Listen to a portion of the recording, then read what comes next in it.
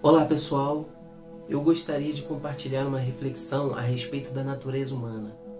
Algum tempo atrás eu compartilhei um vídeo aqui no YouTube sobre a evolução da guerra e não foi eu quem o produziu, mas a repercussão foi muito grande.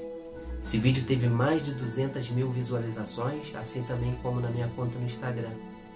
E alguns perceberam que esse vídeo não apenas apontava a evolução da guerra, da tecnologia bélica, mas também que o homem permaneceu o mesmo. O homem não mudou. O bárbaro no início da humanidade, no vídeo, né, é o bárbaro do fim dela.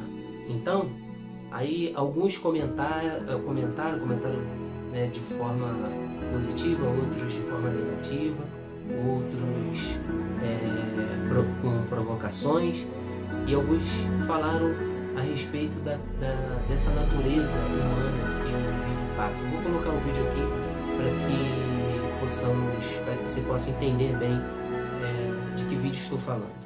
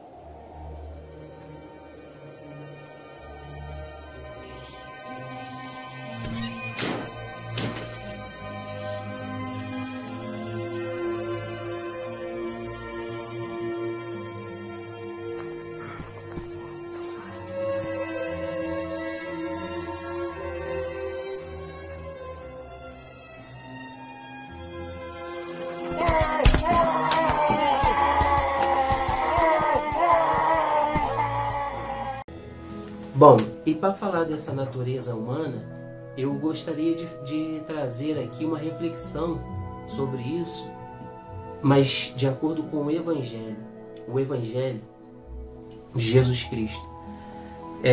Gostaria de ler um texto em Efésios capítulo 2, a partir do versículo 1 até o versículo 10, onde nós vamos encontrar duas situações diferentes a respeito da condição humana.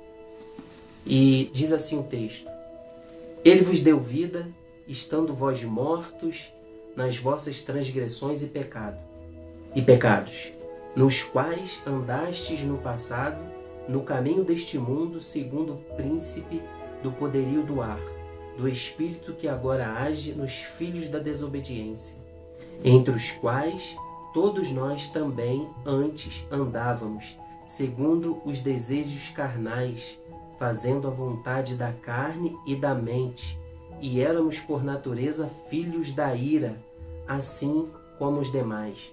Então nessa primeira parte nós vemos primeiramente recebemos uma boa notícia, né? Que Deus, Paulo falando ali para os cristãos ali de Efésios, da cidade de Éfeso, né, uma cidade grega. Então Paulo está falando ali para judeus e para gentios, né, como eram chamados. Então nós vemos aqui que a boa notícia é que Deus, né, lhes deu vida. Porque a condição primeira era de morte.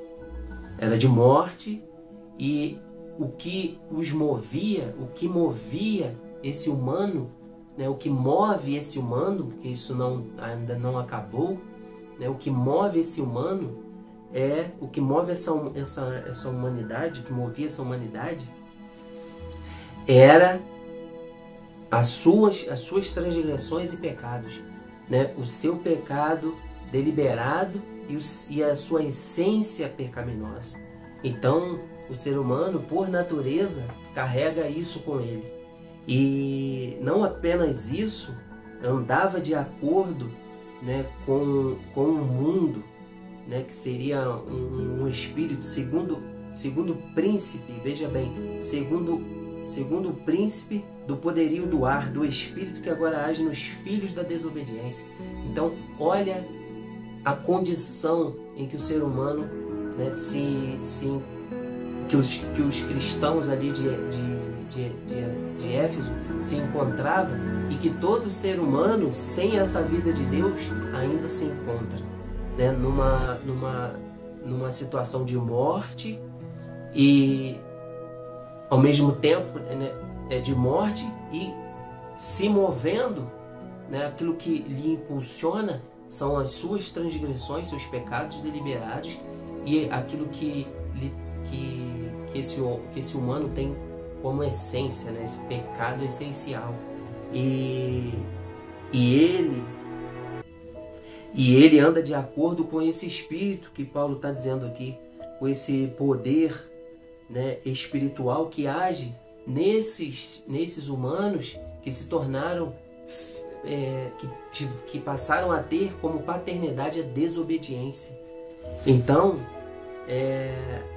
não tendo isso como o fim dessa natureza humana, dessa condição humana, Paulo continua falando que entre os quais, né, ainda falando com os Efésios, entre os quais todos nós também antes andávamos, segundo os desejos carnais, fazendo a vontade da carne e da mente, e éramos por natureza filhos da ira. Então, essa condição humana, né, ela ainda tem como algo que lhe move os seus desejos, né, os desejos da sua carne, do seu corpo, né, e essa coisa animal, sabe, essa coisa que vem de um instinto, como um instinto animal, sabe, não racional, né, vindo como um instinto animal, e de sua mente, né, os seus pensamentos, voltados também aos seus pensamentos. Então, e aí Paulo, ele termina essa parte que nós lemos, dizendo que ele se coloca nesse meio, né, todo ser humano, judeus, gregos, né, todos os gentios, romanos, todo ser humano era por natureza filhos da ira. Então ainda tem como paternidade a desobediência e a ira, né? A ira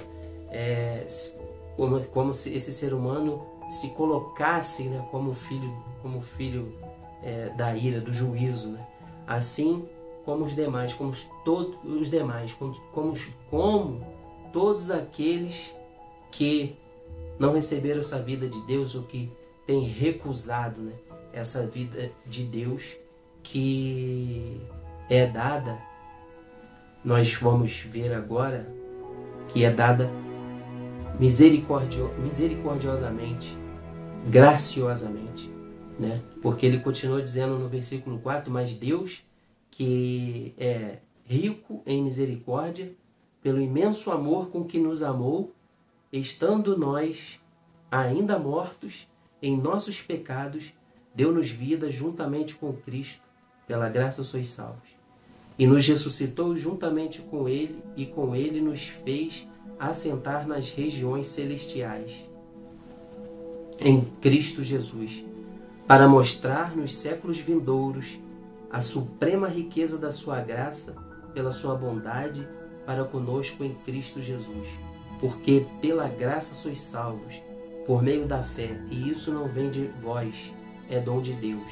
Não vem das obras, para que ninguém se orgulhe, pois fomos feitos por Ele, criados em Cristo Jesus para as boas obras, previamente preparadas por Deus, para que andássemos nelas. Então, nós temos uma primeira situação onde o ser humano, né, tem por natureza essa morte espiritual, esse caminhar, né, por instinto, um instinto animal, movido por suas transgressões e pecados. Mas Paulo, trazendo, né, recebendo essa revelação de Deus, transmite aos cristãos de Éfeso que Deus, misericordiosamente, nos amando, ainda pecadores, nos ressuscitou, nos deu vida, assim como Cristo ressuscitou, como Jesus Cristo ressuscitou, né? Nós também ressuscitamos com Ele. Então nós recebemos de Deus essa nova natureza, essa natureza que vem agora a partir da natureza adâmica, dessa natureza cuja o seu espírito está morto, né? que está morto, essa natureza que é morta para Deus. Não, mas uma natureza agora que vive a partir do amor de Deus e amando a Deus, né? E Paulo ele diz que isso, né, veio pela graça de Deus. Então nós vemos que foi uma ação unilateral, né, que Deus decidiu salvar esse ser humano que estava nessa condição de morte. O Senhor, Deus, ele decide salvar, amando quando ainda eram pecadores. Por sua graça, por sua rica misericórdia, vejamos que não foi uma ação, uma decisão humana, porque o ser humano não tem por natureza essa condição, né, de voltar para Deus, de voltar-se para Deus por conta própria. Foi necessário que Deus o trouxesse para Ele, o trouxesse da morte para a vida. E isso pela graça de Deus, por sua maravilhosa graça. E concedeu a esse ser humano da sua própria natureza, porque Deus é a própria vida. Cristo é a própria vida. Ele disse em outro lugar: eu sou o caminho, a verdade e a vida. Ele é a própria vida. Então ele deu aos cristãos em Éfeso, né, da sua natureza. Então há esperança para nós, né? Recebemos da sua natureza e da sua condição, né? O ser humano que se encontrava, né, e se encontra, alguns nessa condição, né, nessa natureza morta e nessa condição miserável, agora pode se achar numa condição de vida e numa natureza viva e numa condição gloriosa, porque assim como Cristo se assentou nas regiões celestiais, né, se assentou naquilo que é de Deus, nessas regiões, nesse lugar, né, se assim posso dizer, mas nessa condição, né, se assentou nesta condição que é apenas de Deus. Nós também nos assentamos com Ele. Essa é a nova natureza humana, essa é a nova condição humana que pode ser apropriada, segundo o Evangelho, pela fé, que também foi dada pela graça de Deus, né? É um dom de Deus, foi dado por Deus a fé. Ou seja, o homem não traz em sua natureza a fé. A fé é um presente que Deus concede ao homem e por sua graça. Então, para que o homem ele não se orgulhe, para que o homem não pense que ele pode bater na porta de Deus e achar que fez a vontade de Deus e ele tem direito de entrar nessas regiões celestiais, sabe? Não, ele entra, ele pode entrar sim, mas porque Deus o chamou, porque Deus o amou, porque as ricas misericórdias de Deus alcançaram este humano, porque a graça de Deus, o amor de Deus alcançou esse ser humano. É por isso que ele pode entrar, por este amor que foi, que nos alcançou, que alcançou os cristãos na cidade de Éfeso, por meio de Jesus Cristo.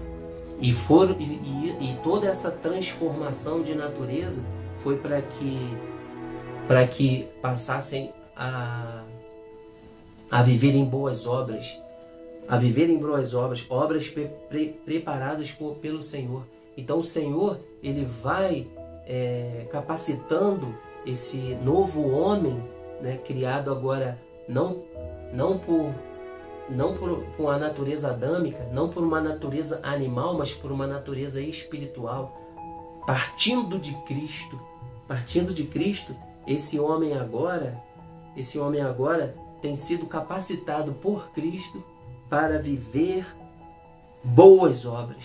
Então vemos que as boas obras, elas partem desse amor de Deus, dessa vida que foi dada por Deus, dessa graça que alcançou esse humano, né? E não o contrário, né? O homem fez boas obras e recebeu de Deus essa graça. O homem faz boas obras e recebe de Deus esse amor. Não. Esse humano, essa humanidade, essa nova natureza, né? Essa nova natureza humana, ele faz boas obras porque ele já recebeu essa misericórdia, porque ele já recebeu essa graça, já recebeu esse amor, ele já é abençoado, por isso ele faz boas obras. Ele não faz boas obras para ser abençoado, ele já é abençoado por Deus, ele recebeu vida, ele recebeu uma nova condição, ele de inimigo de Deus, como lemos, né, ele passou a ser amigo de Deus. Então essa é a nova natureza humana para todos aqueles que estão em Cristo Jesus. Eu sei que existe um debate filosófico enorme a respeito disso, mas você escolhe. Eu escolhi, conheço bem o que Rousseau fala da natureza humana, o que outros filósofos falam sobre a natureza humana, né? O homem é o lobo do homem, né? O homem é a influência do meio e outras coisas mais que são ditas sobre a natureza. O homem nasce bom, né? Você pode escolher. Eu acredito que o homem não tem condições de enxergar a sua natureza por si mesmo. Foi necessário Deus revelar que o homem precisava de Deus. Então você escolhe. Eu escolhi crer no Evangelho de Jesus Cristo, porque para mim não há sabedoria mais profunda. Essa aqui é a sabedoria de Deus, né? Vinda de Deus, e não de homens que mal conheciam a si mesmo, quanto mais a natureza da humanidade. Que Deus abençoe a todos vocês.